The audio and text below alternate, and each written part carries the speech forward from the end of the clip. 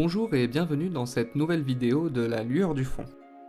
La musique est un art très subtil, parfois même mystique, qui peut moduler les émotions selon l'état d'esprit dans lequel vous êtes au moment de l'écoute. Et ça tombe bien car aujourd'hui, on va s'attaquer à une légende pas très connue qui traite de ces modulations à un stade extrême. Une composition des plus étranges, appelée Gloomy Sunday.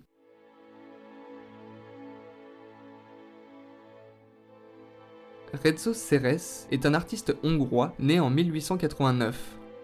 Son rêve, vivre de sa passion, la musique. C'est pour cela qu'avec sa fiancée, ils décidèrent de partir à Paris dans le but de trouver la célébrité qu'ils recherchaient tant. Malheureusement, de nombreuses portes se ferment car les grandes majors n'aimaient pas sa musique. Il essuie échec sur échec.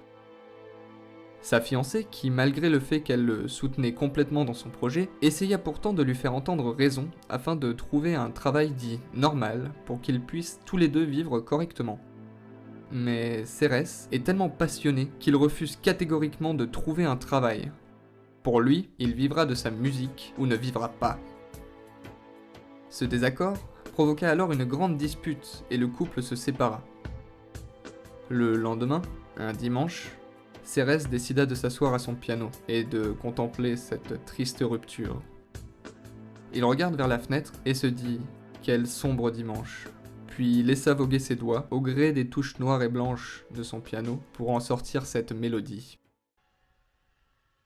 Szomorú vasárnap száz fehér virággal, vártalak kedvesem, templomi imádom. Álmokat kergető vasárnap délelőtt, bánatom hintaja nélküled visszajön. Azóta szomorú mindig a vasárnap, könny csak az italom, kenyerem a pánom.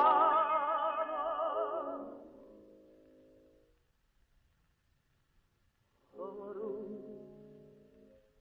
vasárnap.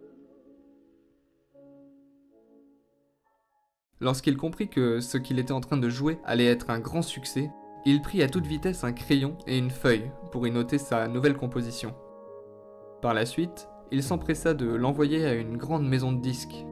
Pour lui, cette composition n'était pas commune et il voulait jouer là-dessus pour se faire connaître.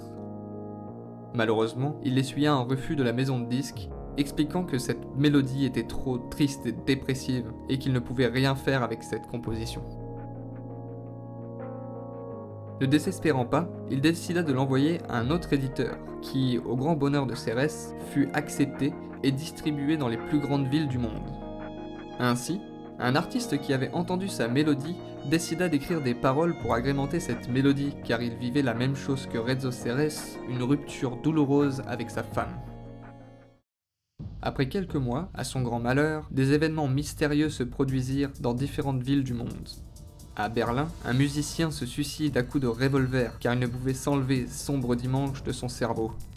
Une autre femme est retrouvée pendue, la partition de cette même musique sur son piano.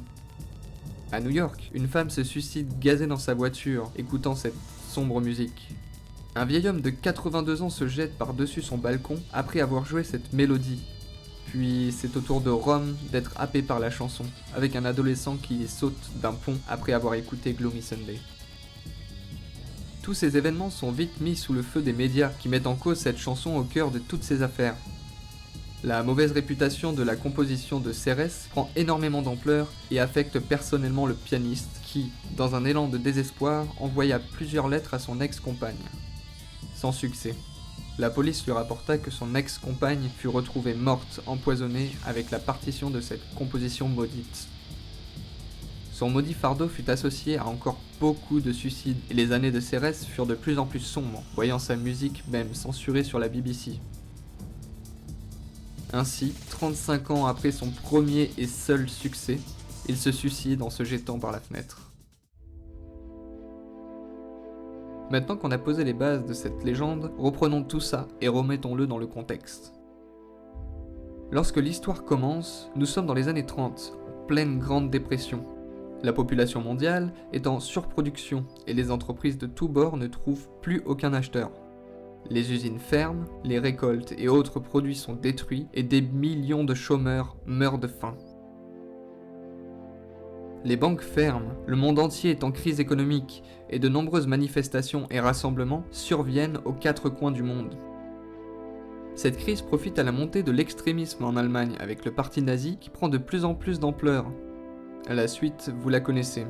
Hitler au pouvoir, tentant de redresser le pays en l'industrialisant dans la fabrication d'armes de manière totalement illégale, Seconde Guerre mondiale, etc.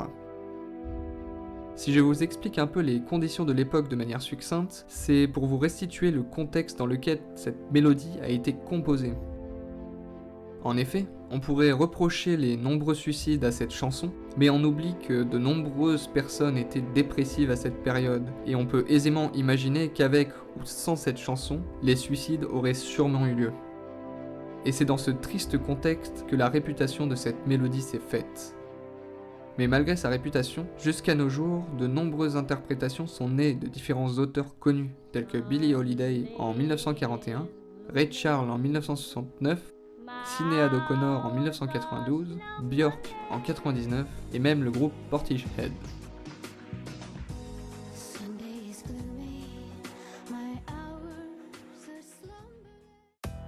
La vidéo est terminée. Je vous demanderai bien entendu d'aimer la vie, malgré ses travers, ses galères et ses soucis, car la vie vaut la peine d'être vécue, croyez-moi. Pas de suicide parti après la fin de cette vidéo, hein. Bon, bien entendu, vous connaissez la chanson, likez si vous avez aimé, partagez la vidéo, et n'hésitez pas à laisser un petit commentaire pour me donner votre avis. Pour ma part, je vous dis à la prochaine pour une nouvelle vidéo. Oh, this you crazy mother...